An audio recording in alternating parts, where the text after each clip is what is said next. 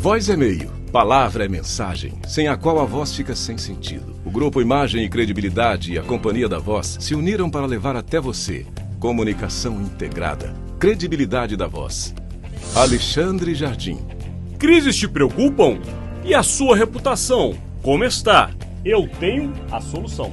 Rodolfo Lago. Você entende como as decisões são tomadas neste país? Te ajuda a escrever como os melhores jornalistas. Luiz Ximenes. Você já se ouviu gravado? Quer melhorar? Vem pra cá que eu te ajudo. Estevão Damásio. Use o poder do rádio e dos podcasts para passar a sua mensagem. Pode contar comigo. Profissionais da voz e da palavra em uma fábrica de podcasts, entrevistas, cursos, treinamentos e consultorias e conteúdos que irão contribuir na sua tomada de decisão. Soluções em comunicação. Credibilidade da Voz. Uma parceria dos grupos Imagem, Credibilidade e Companhia da Voz.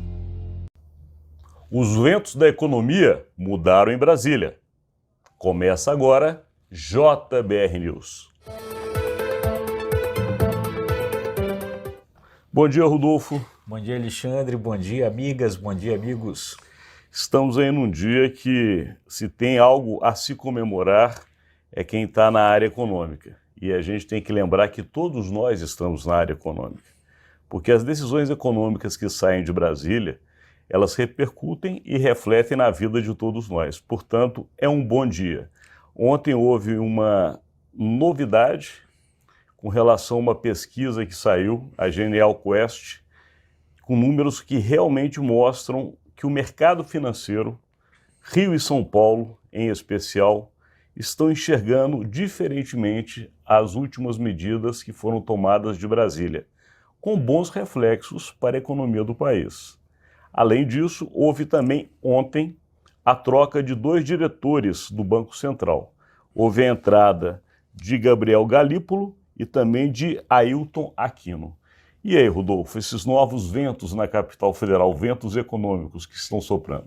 É impressionante essa pesquisa do Instituto Quest, com essa avaliação aí a respeito da atuação do ministro da Fazenda, Fernando Haddad.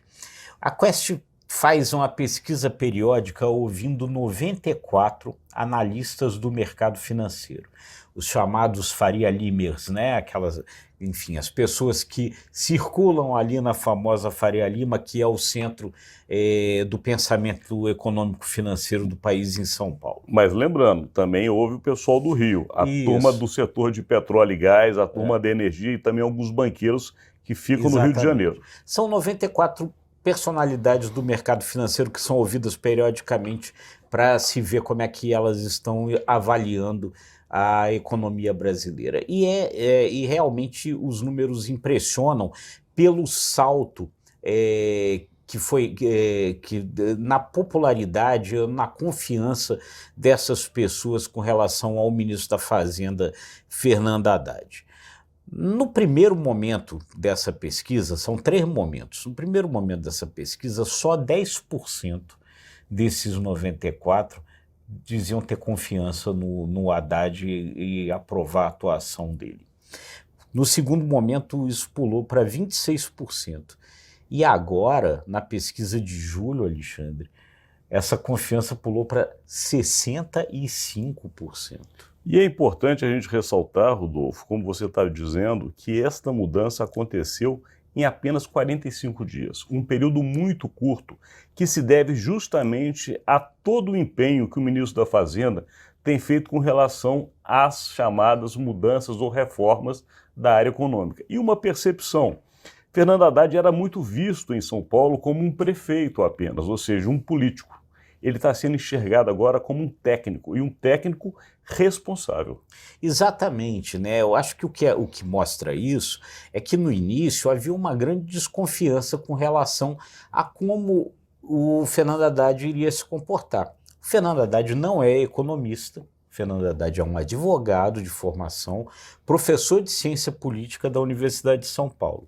Nunca tinha atuado na área econômica antes, a não ser, claro, como administrador. Ele foi ministro da Educação, né? E depois foi prefeito de São Paulo. Então, não se sabia muito qual era o pensamento econômico do Fernando Haddad, e essa turma temia que ele tivesse aquele tipo de pensamento que eles chamam de heterodoxo, né, que admite que pode ter um pouco de inflação, né, para fazer as coisas na área social, que é o pensamento de parte aí da esquerda.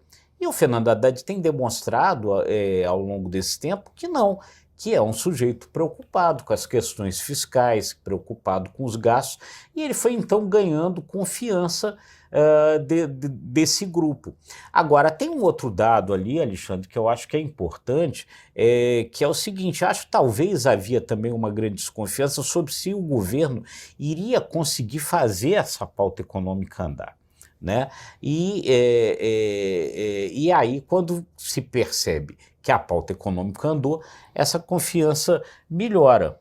Porque tem uma outra tabela aqui que pergunta exatamente isso: qual era a capacidade do governo de aprovar a agenda no Congresso Nacional. Quando o negócio começou, 23% achavam que sim, que o governo ia poder aprovar. Aí teve aqueles rolos com o Arthur Lira. Começou, né, o Arthur Lira derrubar tudo, nada passava, essa confiança caiu para 10%. E ela pulou de volta para 27% agora. E tem uma questão aí muito importante que você ressaltou. A questão da gastança. O grande medo, o grande temor do mercado e de todos nós, cidadãos brasileiros, é que o governo fosse irresponsável, no sentido de que querer entregar muita coisa da área econômica gastaria mais do que o permitido e acabaria gerando uma inflação. Esse grande temor foi completamente acabado pelo Haddad. O Haddad conseguiu demonstrar para o mercado e para o país que ele consegue manter a política econômica, fazendo a chamada política social, sem inviabilizar o país financeiramente. E aí vem uma coisa muito interessante, Rodolfo. Numa das tabelas também abaixo mostra, apesar da grande confiança hoje gerada ao ministro da Fazenda, a mesma confiança ainda não foi refletida no presidente Lula. Exatamente. O mercado não confia ainda no presidente Lula, mas confia no seu ministro da Fazenda. Exatamente. Se a avaliação positiva do Haddad é maior do que a negativa, isso não acontece no caso do presidente Lula. Agora, tem aí uma série de reflexos que eu acho que são importantes, Alexandre, porque acaba que isso projeta também na expectativa que essa turma tem com relação à economia. Então, lá na primeira rodada dessa pesquisa, 78% achavam que a economia não ia melhorar nos próximos 12 meses. Agora esse percentual caiu para 21%. E o percentual daqueles que acham que vai melhorar, que era só 4% na primeira pesquisa, subiu para 53%. Esse número é impressionante, porque é o chamado caminho certo ou caminho errado. Ou seja, o mercado acha, quase que empatado, que de fato o governo está no caminho certo. E com essa mudança tão grande nos últimos meses, ou melhor dizendo, no último mês e meio, sem o arcabouço fiscal ter sido aprovado, é importante, e a reforma tributária concluída no Senado, a tendência que se projeta é de um otimismo ainda maior. Exatamente. Por exemplo, 100%, ou seja, todos os ouvidos acham que a taxa de juros vai cair, né? E boa parte acha que vai cair já agora na próxima reunião do Copom. Existe uma outra turma que acha que vai ser em setembro. De qualquer maneira, só para vocês entenderem, os mais otimistas dão agosto, os mais pessimistas dão setembro. Portanto, 100% dá como certa a queda da taxa de juros, seja num mês ou seja no outro. Agora, o importante é a gente estar com o nosso reloginho aqui que não para de correr, e é interessante falar, porque nós, durante toda a campanha eleitoral no ano passado, ressaltamos aqui